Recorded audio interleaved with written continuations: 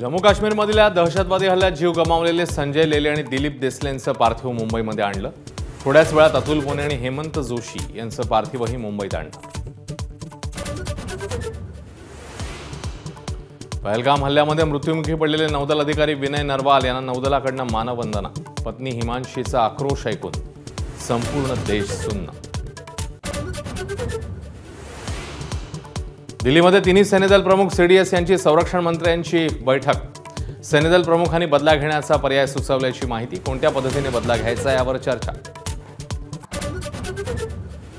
पहलगाम हल्ल्यातील 4 दहशतवाद्यांचा फोटो समोर, चौघही पाकिस्तानी असल्याचं उघड। दहशतवाद्यांना स्थानिक स्लीपर सेलचीही मदत मिळाल्याचा संशय।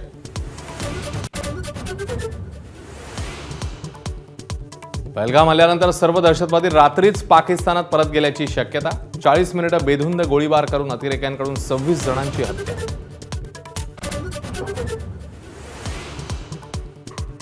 पंतप्रधान मोदींचे 4 दिवसांचे नियोजित कार्यक्रम रद्द। पहलगाम हल्ल्याच्या पार्श्वभूमीवर 26 तारखेपर्यंतचे मोदींचे सगळे कार्यक्रम स्थगित। पंतप्रधान कार्यालयाची माहिती।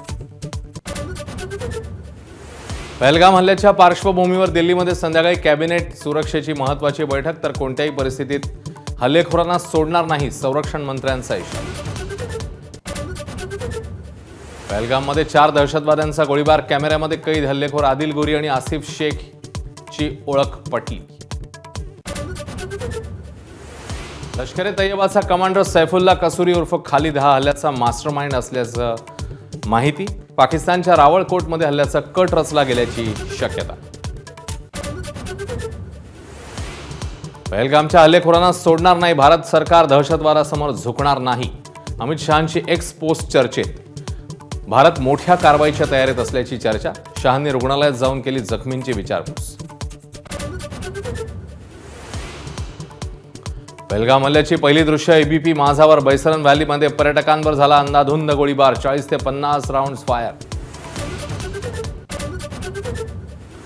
महाराष्ट्रामधल्या मृतांच्या कुटुंबियांना 5 लाखांची मदत। मुख्यमंत्री फडणवीस यांची घोषणा। किती पर्यटक अडकले याची ठोस माहिती नाही। सर्वांना सुखरूप आणण्यासाठी यंत्रणा कामाला।